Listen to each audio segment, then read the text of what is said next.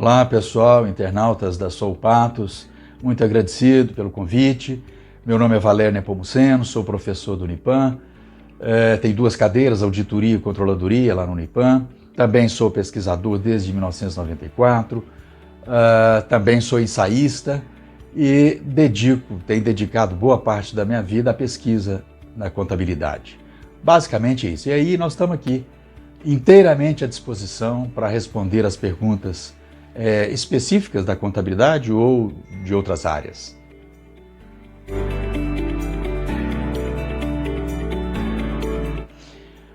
Bem, a minha trajetória... Olha, na verdade, eu até queria fazer medicina. Eu tentei medicina durante muito tempo e não consegui. Depois eu acabei saindo, passou meu tempo, fui trabalhar em Brasília e de Brasília eu comecei então a fazer o curso de contábeis, gostei, me apaixonei por contabilidade e por lá fiz auditoria na Fundação Getúlio Vargas, também fiz a administração financeira no ICAT. É aí que começa a minha vida profissional, né, em Brasília.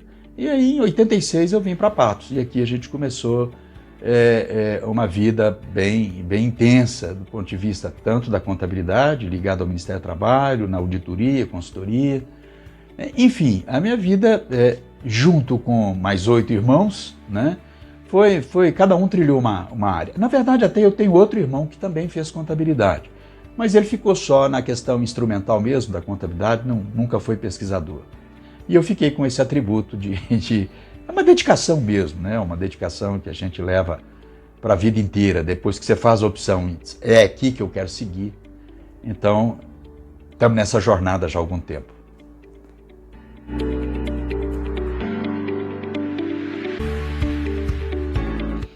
Veja, na verdade, eu sempre tive uma paixão pelas artes, de maneira geral, pintura, escultura, desenho, e trabalhei muito com meu pai quando mexia com carro alegórico. Então, eu cheguei até uma certa vez a propor para o papai o seguinte: vamos abrir uma loja de decorações em Patos? Ele falou assim, só se for para morrer de fome. Ele não levou o menor crédito, ele sabia, falou, você vai embora, vai estudar e depois a gente vê. E foi isso que eu fiz, na verdade, essa foi uma posição que eu tive que tomar, em função até do que ele me disse, né? Olha, vai ter que trabalhar e ralar para poder produzir alguma coisa na vida. E assim a gente fez, né? Falar que não tem ninguém na família que não trabalhou em contabilidade é mentira, porque o meu avô materno era contador, guarda-livros naquela época, início do século XX, né? Cota Pacheco, que também era músico, né? Tem dobrados dele publicado aí na antiga Rádio Nacional. Portanto, tem influência, acaba vindo na genética. Mas também tinha um irmão que já fazia contabilidade e vamos fazer contabilidade. E acabei fazendo uma opção por isso mesmo, até por causa do interesse que tinha em Brasília, no campo do governo federal, né?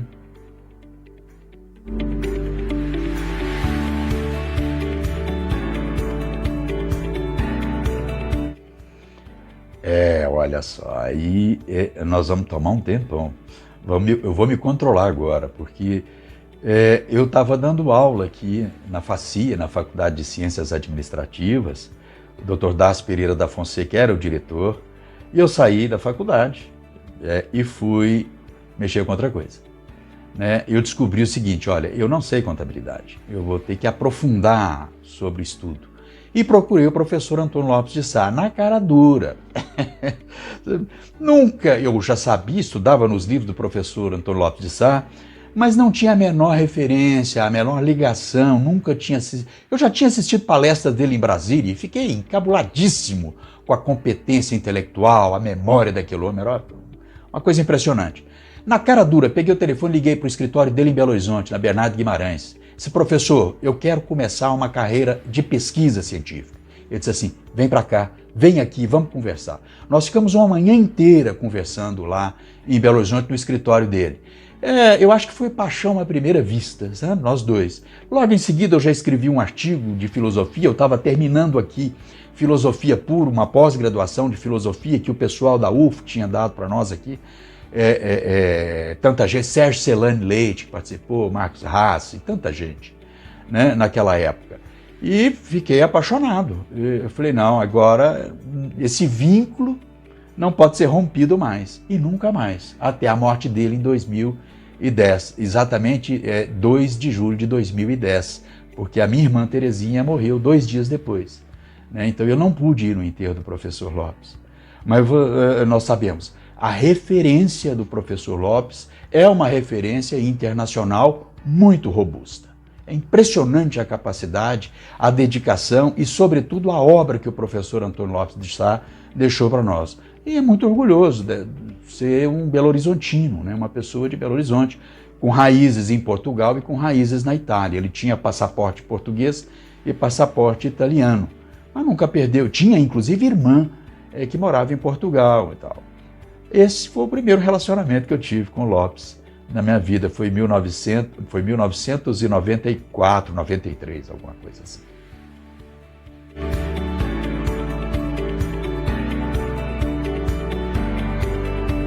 São 40 anos de dedicação à contabilidade. Como eu disse, desde eu entrei na faculdade em 1979, formei em 83, eu levei 4 anos.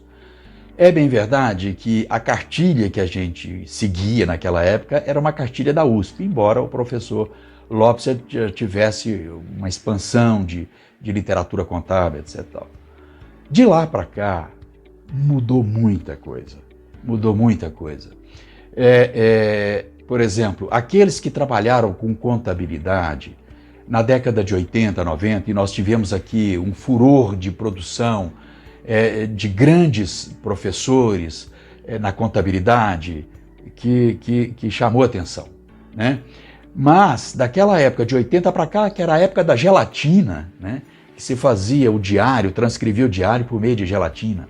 Daquela época para cá, nós tivemos um salto qualitativo e talvez uma convulsão. Nós vivemos hoje um problema terrível na contabilidade, que a gente chama de o momento do conceito de crise, ou crise conceitual dentro da contabilidade.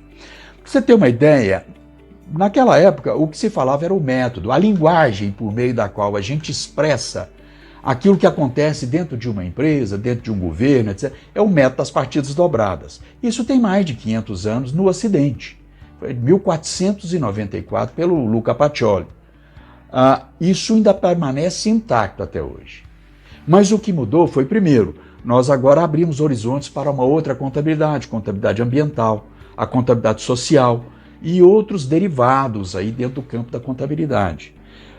Hoje é possível, por meio de um mecanismos criados pela ONU ou por uma entidade vinculada à ONU, e eu trabalho nesse sentido, para a construção de uma contabilidade não monetária. Nós estamos falando de meio ambiente e hoje é possível, e nós temos hoje testes feitos já pela ONU, aplicados em vários países. A Colômbia é uma signatária, o país é signatário desse modelo da ONU para contagem física do ambiente. Por exemplo, contagem física das árvores, contagem física da água potável que nós temos no Brasil, contagem física da fauna, da flora. É uma contabilidade que nunca existiu. Essa é a revolução para o século XXI no campo da contabilidade.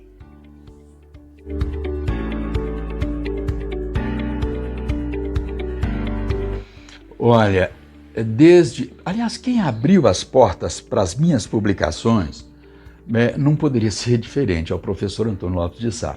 Nós estivemos muito próximos, nós dois convivemos assim. Eu tenho uma infinidade de documentos que nós trocamos, de e-mails, desde 94. Foi mais intenso a partir de 2000, quando eu publiquei meu primeiro livro. Então ele me abriu as portas para a Espanha, eu fui membro da Associação Espanhola de Contabilidade, ele abriu portas para mim em Portugal, ele abriu portas para mim na Argentina, na Colômbia e outros países.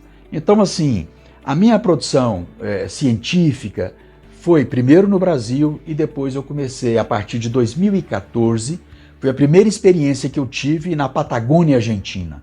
Me convidaram, um amigo meu antigo, que já tinha escrito sobre um artigo que eu tinha publicado em 1996, E ele gostou demais, a gente ficou amigo e ele me convidou, muito tempo depois, imagina.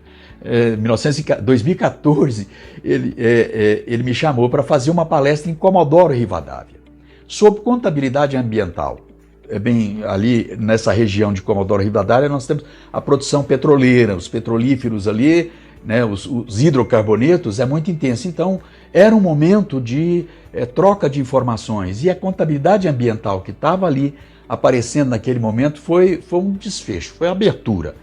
Então, eu tive contato, eu fiz pelo menos 4 palestras, porque, afinal de contas, nesses eventos a gente acaba aproximando mais e aproveitando a ida da pessoa, né? Eu fiz palestra, então, para era um seminário, um simpósio internacional. Depois eu tive a grata surpresa de conversar com o alunado, com os alunos da Universidade Nacional de São João Bosco, da Patagônia Argentina, e outros encontros só com os professores. Foi muito produtivo, tanto para a gente. Essas coisas a gente acaba até nem escrevendo o que poderia e deveria fazer. Depois eu fui para a Colômbia. Nesse encontro com a Argentina teve colombiano e a gente trocou figurinha e eu acabei indo para a Colômbia. E aí a minha intensidade com os colombianos foi 5, 6 anos consecutivos. Até hoje, agora, 2 meses atrás, eu já estava fazendo mais 2 lives com o pessoal da Colômbia, com a Universidade de Medellín e Antioquia. Enfim, e aí nós começamos, agora, até por causa da pandemia ficou mais fácil, você pode fazer lives e trocar informações com congressos internacionais, etc. E os 2 últimos foi com o Peru. O pessoal da contadoria pública, com certificação, nossos auditores independentes. Eles me convidaram então para fazer, em função até da relação que eu tive com a Colômbia, me pediram para fazer pelo menos 2 seminários. Participei de 2 congressos, um interno da associação deles, do Peru, e outra de Junín, né, uma região que eu nem conheço, né, e com o pessoal do Peru. Então, assim, e agora, sábado eu tenho uma live também com o pessoal de Lisboa, que é tratar sobre a contabilidade dos Estados Unidos. Então, assim, a publicação é consequência das apresentações que você faz na sua língua de origem e são traduzidos. Cada organismo preocupa com a tradução no local, né?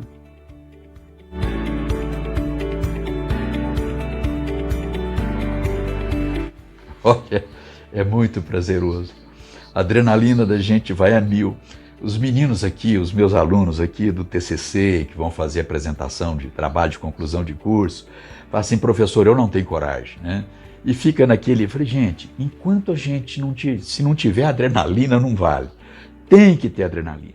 Então veja, você ir para a Argentina, lá no Cafundó do Judas, lá no extremo sul da Argentina, porque quando você fala o portunhol em Buenos Aires, é diferente de você ir para o extremo, que o pessoal não conhece o português direito.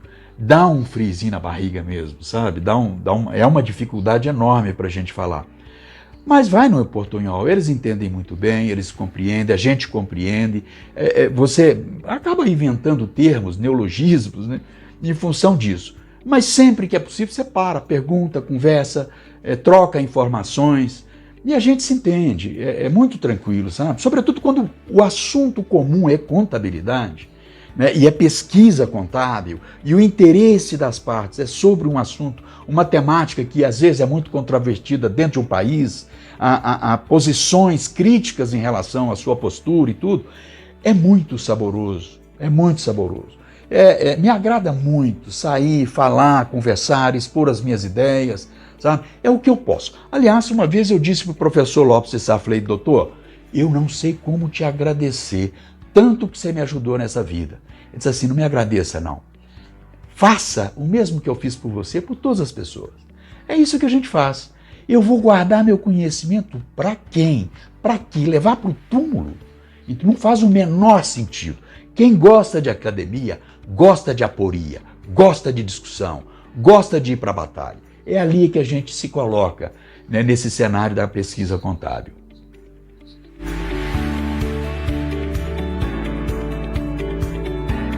Olha, eu já publiquei o Lopes, eu sempre faço referência ao Lopes.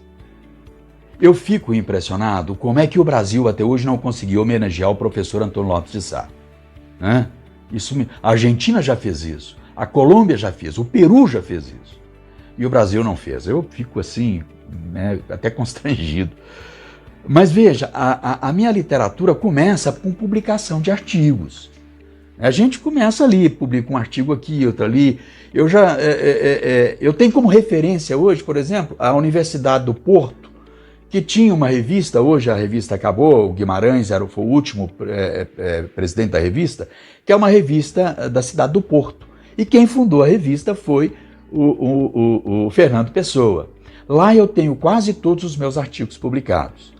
Depois de 1994 até 2000, com muito artigo publicado, mais ou menos dentro da mesma temática, saiu o primeiro livro, foi Teoria da Contabilidade. Na verdade, o título não era Teoria da Contabilidade, mas o editor sempre diz assim, vamos arrumar um título que seja vendável, alguma coisa que você consiga vender. E deram o nome de Teoria da Contabilidade, uma abordagem histórico-cultural. Então, é diferente dos outros livros de teoria, porque eu faço um apanhado de história, um apanhado de culturas entre várias nações, etc.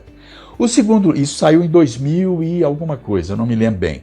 Eu terminei o livro em 2000, mas demorou um tempo para achar a editora. E logo em seguida eu já publiquei outro livro, que foi Contabilidade Internacional, que é uma abordagem de vários países. Depois eu tive alguns artigos, alguns capítulos publicados em coautoria com outros autores, na Universidade de Juí. Recentemente, esse ano, saiu um livro sobre a vida do professor Antônio Lopes de Sá, chama Antônio Lopes de Sá, o filósofo da contabilidade. Esse título até fui eu que dei, né? E o pessoal da Colômbia gostou, me chamou para compor o livro. Eu dei tanta entrevista sobre essa questão do professor Lopes de Sá, né, sobre pessoas que queriam escrever sobre ele no livro. Foram 4 pessoas que escreveram. Então, lá também tem um capítulo meu. E na Universidade de Juí também. E depois, agora mais recentemente, com a minha dissertação de mestrado, Contabilidade do Capital, a entronização do capitalismo contemporâneo, que também foi publicado pela Ijuí Editora, que é de Curitiba, né? Então, fundamentalmente, são esses. Eu estou com um punhado de projetos, eu tenho uns 3 ou 4 livros parados, que também não tem tempo. Eu quero escrever ainda um só sobre a história da contabilidade no Brasil. Nós temos umas 2 ou 3 obras muito importantes no Brasil sobre história, mas eu quero dar um outro enfoque. Então, é um livro que está aqui na minha... está de pendurado aqui para eu concluir depois, fazer isso depois.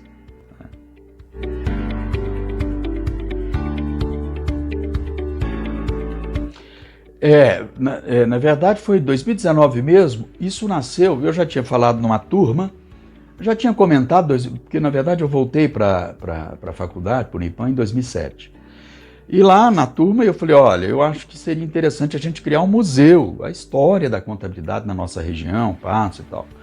Em 2009 eu tinha 2 alunos, o Sebastião da Lagoa Formosa e o agora me fugiu o nome dele aqui, que é um contabilista de Patos, e os 2 eram meus alunos. E eu dei essa ideia, falou, não, nós vamos sair daqui agora e vamos conversar com o diretor, que era o Luiz Fernando na época, e o coordenador era o professor Sandro Ângelo, e nós vamos resolver isso agora. E de fato, nós saímos e houve um compromisso. Ali surgiu começou a surgir o nosso museu, né? Depois nós marcamos uma data, fizemos um evento para concretizar mesmo, formalizar a criação do museu. Ali tivemos o professor Deodato, um punhado de antigos contadores. Tivemos a preocupação de pelo menos 4, Deodato, Baltazar Guimarães, Rafael Gomes, e está faltando um aqui, nós fizemos 4 vídeos de 1 hora, 1h20, que está lá. O que a gente queria, falou, olha, vamos criar uma memória viva desses contadores mais antigos. Então esse foi um primeiro passo. O segundo é quando nós abrimos o museu, o que houve de doação, de documentos, de máquinas, e aí você tem que catalogar tudo isso. Montamos mais ou menos o museu, fizemos uma primeira exposição e vem embora. Quer dizer, nós temos um espaço físico lá definido para o museu. E mais recentemente, eu não posso deixar de falar sobre isso, como a prefeitura de tempo em tempo tem que descartar, aquele problema de temporalidade, etc. Tal, né? Tem que descartar material, falar, nós estamos descartando aqui. Eu falei, peraí, cuidado com o que vocês vão descartar, porque vocês vão jogar fora, é nosso. E eles estavam preocupados exatamente em descartar livros do século XIX. Né? Foi ali que eu disse assim, não, esses livros têm que ir para o nosso museu. Entrei em contato com o pessoal do patrimônio, já fizemos tratativas, tem um processo já, para que a gente possa incorporar esse material, esse acervo do século XIX, que deve ser em torno de, se for considerar quase todos, balancetes, até uns 300 livros. Mas provavelmente deve vir uns 30, 40, deve ser umas 4 ou 5 estantes. Destaco um livro que eu já tinha fotografado pelo celular. A minha preocupação foi tanta de perder esse livro que eu fotografei o livro.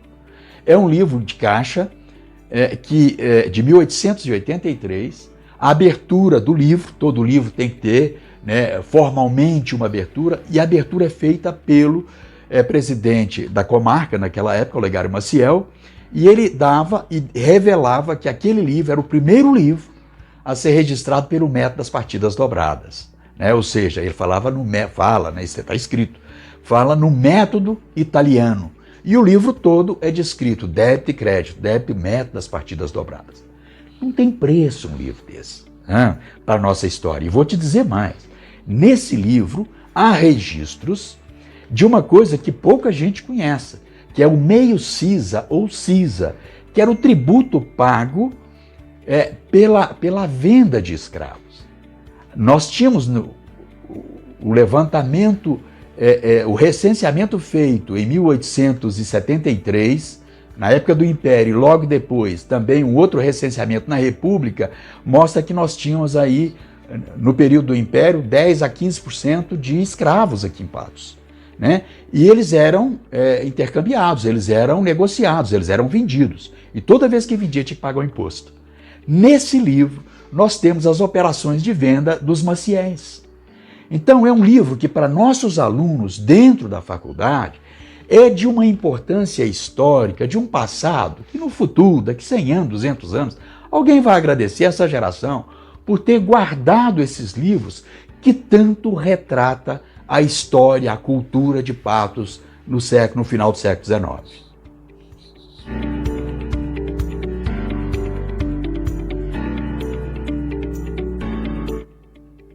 Vicente Nepomuceno. Eu tiro o chapéu para o meu pai, eu tiro o chapéu para o Vicente Nepomuceno.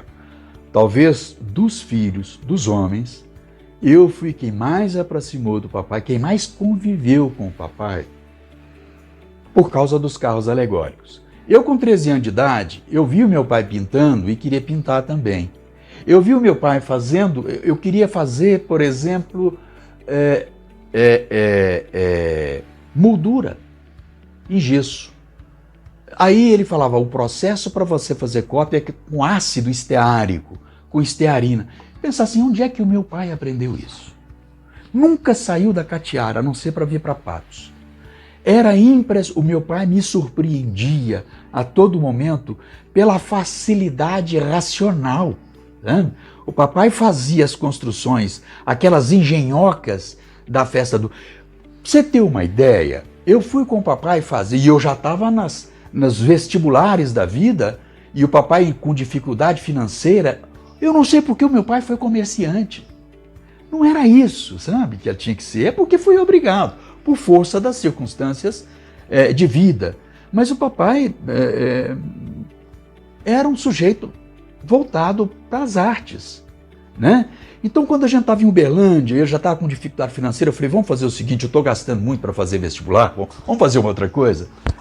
Eu vou com você fazer um périplo, vamos para Lagoa Grande, não sei onde, João Pinheiro, vamos Uberlândia, vamos ganhar esse dinheiro para pagar as dívidas da casa do fazendeiro. E nós fomos em Uberlândia, e a gente começou, Alô Brasil, não sei o quê, aquela época tinha que fazer os carros alegóricos, a associação comercial que nos chamou, nos convidou para fazer.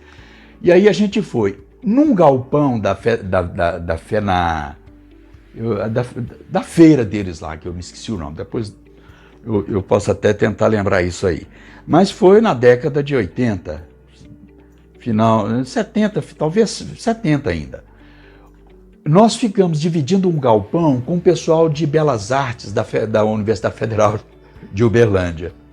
Os caras ficavam impressionados das artes, ficavam impressionados com a habilidade de mão de obra e intelectual do papai para poder fazer umas engenhocas, fazer as coisas girarem.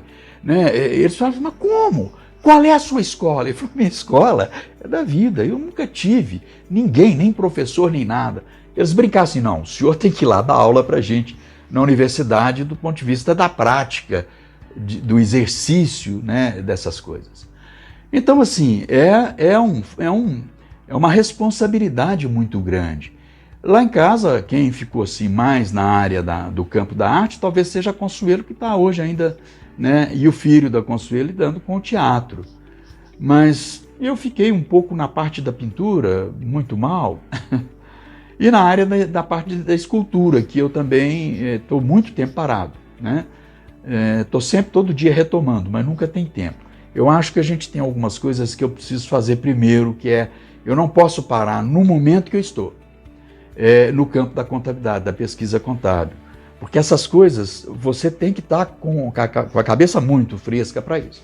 Mas eu pretendo retomar, pelo menos, a escultura, e tenho alguns projetos, pelo menos 2 projetos para exposição, né? Quem sabe no futuro.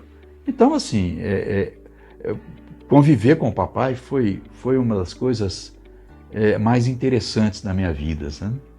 Fico muito grato ao papai, sobretudo pelos acidentes de carro alegórico que ele sofria. Eu nunca vi falar isso, o sujeito cair lá de cima e cair em pé, né?